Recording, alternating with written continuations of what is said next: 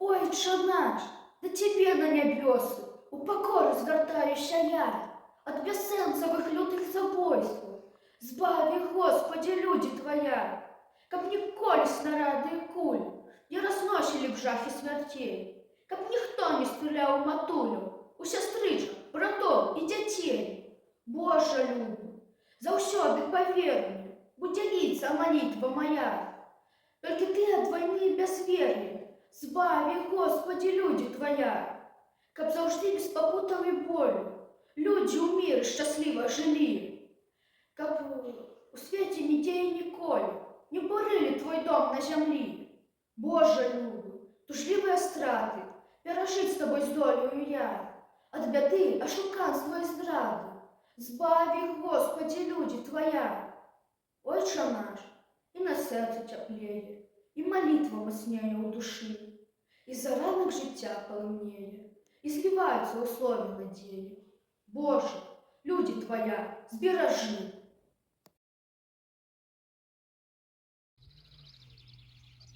Жыў-быў хлопчык Тимох. Дык ведаеце што?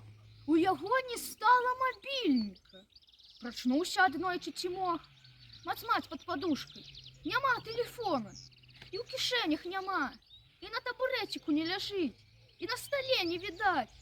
Вох-вох, завохкаў на ўсю хату Тимох. Вохкаў перад татам, і перад мамай, і перад сястрой Алёнкай. Ніхто не змог яму дапамагчы. Стае раніцай, Тимоха пачалі называць Вох-вох. Спачатку ён сардаваў, тэлефон знайсці не мог, а толькі абзываюцца. Ну і добра, што хоць не ўшчуваюць, не вінавацяць. Тэлефон шукалі ўсёй сям'ёй.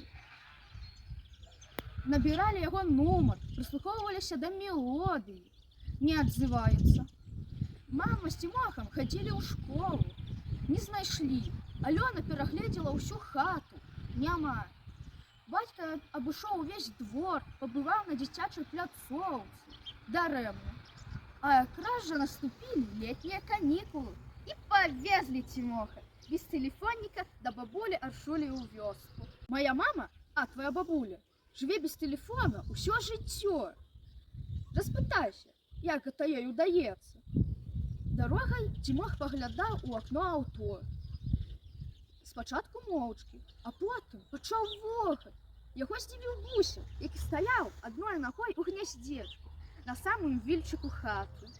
Уразіў рагаты лось, які перабег ім дарогу. Пазайздросціў хлопчыкам, якія вудзілі ў рэчцы рыбу. Пачаў вохаць, калі ўбачыў машыну, якая везла на сабе цэлы гаражніх кавушак. Бабуля Аршуля сустрэла Тимоха як самага дарагога госця, пачала частаваць, распытвацца, хваліць. Раптам пільна зірнула яму ў вочы і спытала: «Бачу, унучак, у тваіх вочках нейкую трывогу. Што здарылася?» «Мабільнік мой знік. Шукалі, не знайшлі. А я ведаю, хто забраў. Дамавік.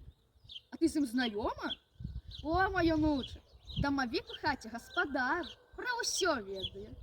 А тэлефон можа забраць? Як адзін раз плюне, усё, што хоча, зробіць. От ён, напэўна, і забраў мой тэлефон». «Ох, казаў мне тата, не забаўляйся з гульнямі па тэлефоне». «Добра, унучак, што ты зразумеў сваю віну. Дамавіку такое падабаецца. І што, верне мабільнік? Ён усё можа, калі яго задобрыць. Давай вучыцца жыць без падсказак па экранчыку». Бабуля Аршуля павяла Тимоха паказаць сваю гаспадарку. Як толькі яны выйшлі, іх адразу вітаюць куры. І з іх вылучаўся агністы, барадаты певень. «Гэта мой бацька», патлумачыла бабуля Аршуля. «Калі ўстае сонейка і настае раніца, ён кукарэкае і будзіць. А гэта мае курачкі-сакатушачкі, мае карміцелькі». Бабуля Аршуля паказала, дзе начуюць куры, дзе нясуць яйкі, як выводзяць кураня. Тимох вох-вох першы раз убачыў, як карміліся цяляткі каровім малачком. Першы раз пачуў свіны аркестр як цямкалі, рохкалі тлустыя жывёлы. Пасябраваў шарыкам, які выйшаў з вудкі, павітаць госця. Бабуля Аршуля павяла Цімоха ў лес. У лесе жыве брат дамавіка, лясун. Калі яго задобрыць, то і грыбамі, ягадамі пачастуе, а свавольнікаў можа і пакараць. Цімох прытуліўся да бабулі Аршулі, узяўся за яе руку. Лясун паслаў да іх то акрабатычных вавёрак, то лекара дятла, то звонкіх сінічак, то дзікіх галубоў. З кожным разам Цімох усё вохаў ад здзіўлення. Вох, такога ў тэлефоне не ўбачыш.